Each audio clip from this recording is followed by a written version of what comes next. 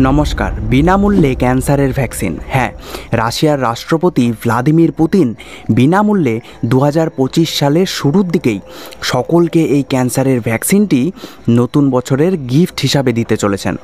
সাম্প্রতিক রাশিয়ার স্বাস্থ্য মন্ত্রকের তরফে জানানো হয়েছে যে তারা ক্যান্সারের ভ্যাকসিন আবিষ্কার করে ফেলেছে এবং এটা যদি সত্যি হয় তাহলে এটি শুধুমাত্র এই দশকের নয়, বরং এই শতাব্দীর সবথেকে বড় আবিষ্কার হতে চলেছে, যা পুরো পৃথিবীকেই বদলে দেবে। কারণ কি জানেন? আপনারা যদি জীবনশৈলী ঠিকও রাখেন, আপনি যদি সিগারেট, গুটখা, মদ ইত্যাদি কিছুই না খান, তারপরেও আপনার বা আমার কালকে ক্যান্সার হওয়ার সম্ভাবনা প্রবল। একজন পুরুষ বা মহিলার এই রোগে আক্রান্ত হওয়ার সম্ভাবনা জানলে আপনি আঁতকে উঠবেন। রিপোর্ট অনুসারে পুরুষদের ক্ষেত্রে সারা জীবনে ক্যান্সারে আক্রান্ত হওয়ার সম্ভাবনা 40 থেকে 50%, অর্থাৎ প্রতি 2 জন ব্যক্তির মধ্যে একজনের ক্যান্সারে আক্রান্ত হওয়ার সম্ভাবনা প্রবল। এমনকি শুধু পুরুষই নয়, বরং মহিলাদের ক্ষেত্রেও এই নম্বরটি ভয়ঙ্কর। মহিলাদের ক্ষেত্রে সারা জীবনে ক্যান্সারে আক্রান্ত হওয়ার সম্ভাবনা 35 থেকে 38%, অর্থাৎ প্রতি 3 জন মহিলার মধ্যে একজন মহিলার ক্যান্সারে আক্রান্ত হওয়ার সম্ভাবনা রয়েছে। তাই আশা করছি আপনি নিজের এবং আপনার প্রিয়জনের কথা ভেবে এই ভিডিওটি দেখবেন, নিজে বুঝবেন এবং শেয়ার করে তাদেরকেও বোঝাবেন।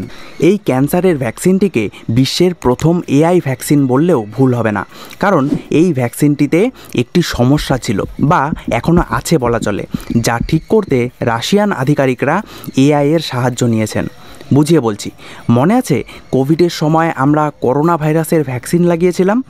সেখানে কিন্তু একই ভ্যাকসিন সকলকে লাগানো হতো।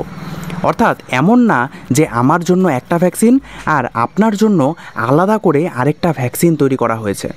কিন্তু ক্যান্সারের ক্ষেত্রে আপনি যদি অন্য কারো ভ্যাকসিন লাগিয়ে দেন, তাহলে সেই ভ্যাকসিন আপনার ক্ষেত্রে কোনো কাজেই আসবে না। সহজ ভাষায় বলতে গেলে ভ্যাকসিন একটি নির্দিষ্ট কোনো ভাইরাস বা ব্যাকটেরিয়াকে প্রতিরোধ করে। যেমন কোভিডের ক্ষেত্রে করোনা ভাইরাসকে আটকানোর জন্য ভ্যাকসিনকে তৈরি করা হয়েছিল। তাই অনেক সময় আপনারা কিন্তু খবরে এরকম কথা শুনেছিলেন যে করোনার নতুন ভ্যারিয়েন্ট তৈরি হয়েছে, যার উপর আর ভ্যাকসিন কোনো কাজ করছে না। অর্থাৎ করোনা ভাইরাস নিজের আরএনএকে বদলে ফেলে একটি নতুন বৈশিষ্ট্য সম্পন্ন ভাইরাসে পরিণত হয়ে গেছে, যাকে বিনষ্ট করার জন্য সেই ভ্যাকসিন সক্ষম নয়। আর ক্যান্সারের কথা যদি বলি, এটি তো একক কোনো রোগই নয়, বরং ক্যান্সার হলো অসংখ্য রোগের সমষ্টি, যা বিভিন্ন জেনেটিক মিউটেশনের ফলে তৈরি হয় এবং এদের প্রত্যেকের আচরণও আলাদা আলাদা হয়। এমনকি আলাদা আলাদা মানুষের ক্ষেত্রে আলাদা আলাদা কারণে ক্যান্সার হতে পারে। তাই একটি ভ্যাকসিন দিয়ে প্রত্যেক ক্যান্সারের চিকিৎসা করা সম্ভব নয়। তাহলে রাশিয়া কিভাবে এত বড় সমস্যাটিকে মেটালো? এক্ষেত্রে রাশিয়া কাজে লাগিয়েছে এআইকে। এআই এর কথা তো বর্তমানে আমরা সকলেই শুনেছি। অনেকেই chat GPT, Meta AI, Gemini ইত্যাদিকে বিভিন্ন লেখালেখির জন্য, প্রশ্নের উত্তর খোঁজার জন্য, বিভিন্ন ছবি, ভিডিও ইত্যাদি তৈরি করার জন্য ব্যবহার করে থাকে।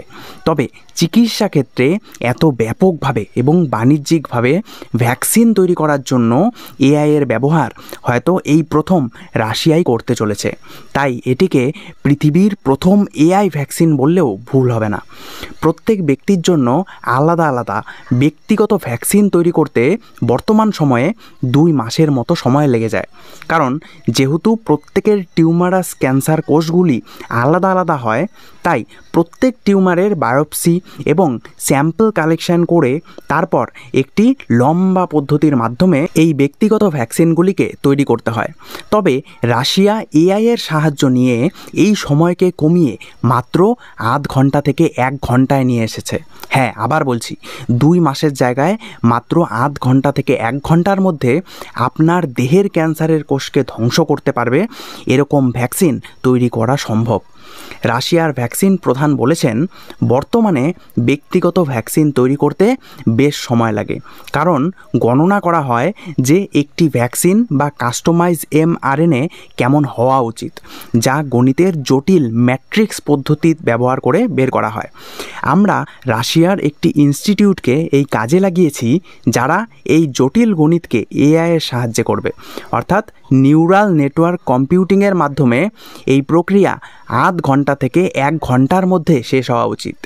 তবে আরেকটি প্রশ্ন তাও থেকেই যাচ্ছে যে রাশিয়া না হয় তাদের দেশের জনগণের জন্য এই ভ্যাকসিনটি ফ্রিতে দেবে, তবে আমাদের কি হবে, বা অন্যান্য গরিব দেশের লোকেরা কি এই ভ্যাকসিনটিকে আদৌ ব্যবহার করতে পারবে?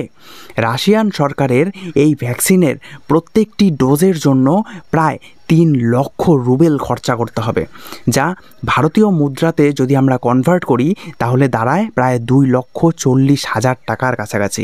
অর্থাৎ রাশিয়ান সরকার এই ভ্যাকসিনকে তাদের দেশের নাগরিকদের কাছে ফ্রিতে বিতরণ করলেও ভারতের মতো বৃহৎ জনসংখ্যার একটি দেশে এটি অসম্ভব বলেই মনে হচ্ছে।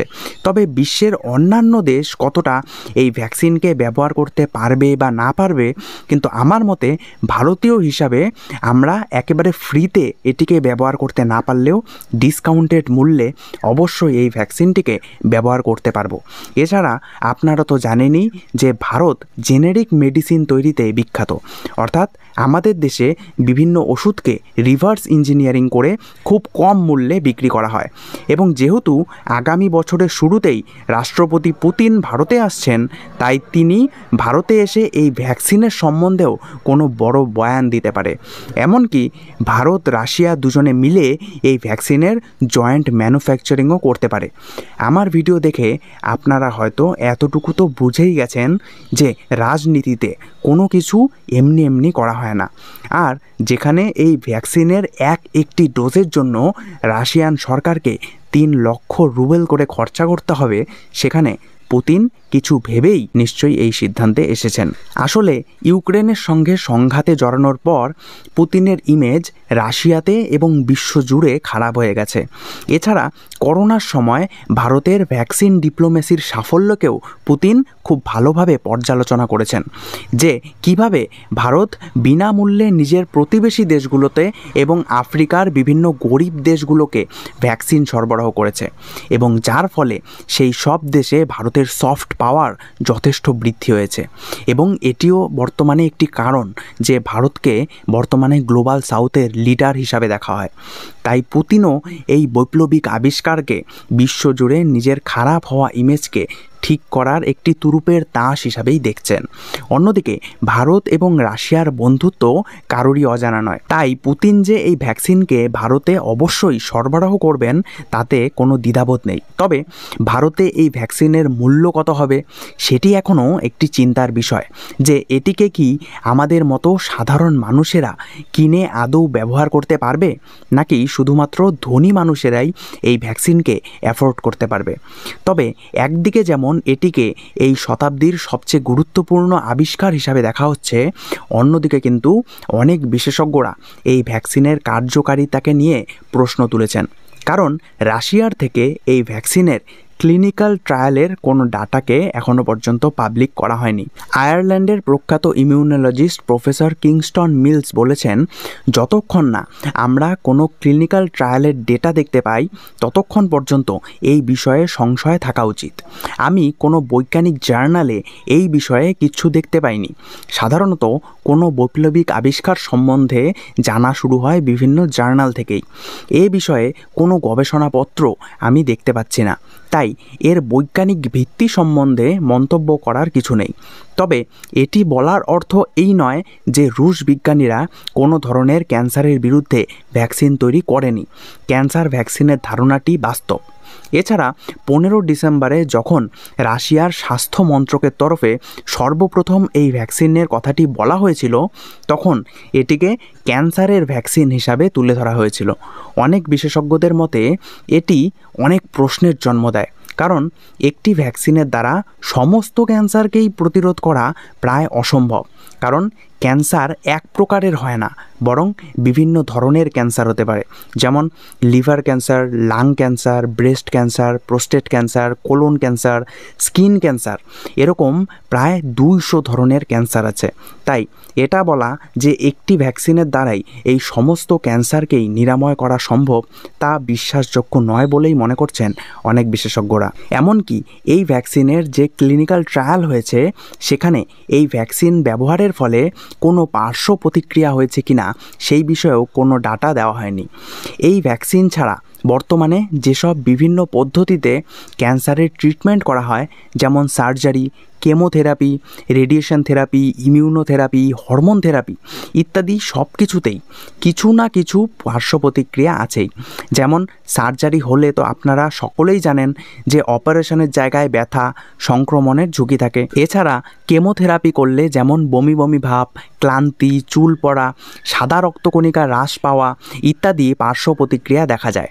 একইভাবে বাকি পদ্ধতিগুলোতেও কিছু না কিছু পার্শ্ব প্রতিক্রিয়া থাকেই। তাই পার্শ্ব প্রতিক্রিয়া সম্বন্ধে জানাও আমাদের অত্যন্ত জরুরি। এমনকি করোনার সময় করোনার ভ্যাকসিন লাগিয়েও অনেকের পার্শ্ব প্রতিক্রিয়া হয়েছিল। এছাড়া রাশিয়া শুধু না, যারা এই বিষয়ে গবেষণা করছে, আমেরিকার কোম্পানি মডার্না এবং মার্ক এই বিষয়ে উল্লেখযোগ্য সাফল্য অর্জন করেছে। তাদের mRNA ভ্যাকসিন বর্তমানে ফেজ 3 ট্রায়াল চলছে। একইভাবে আরও বিভিন্ন কোম্পানি যেমন জেনেনটেক এবং বায়োএনটেক, এভারেস্ট মেডিসিনস, কিউরোভ্যাক প্রভৃতি তাদের ক্লিনিক্যাল ট্রায়ালকে চালাচ্ছে। তবে তারাও আলাদা আলাদা ব্যক্তির জন্য ব্যক্তিগত ভ্যাকসিন তৈরি করতে এআইকে ব্যবহার করছে কি না তা এখনও জানা যায়নি।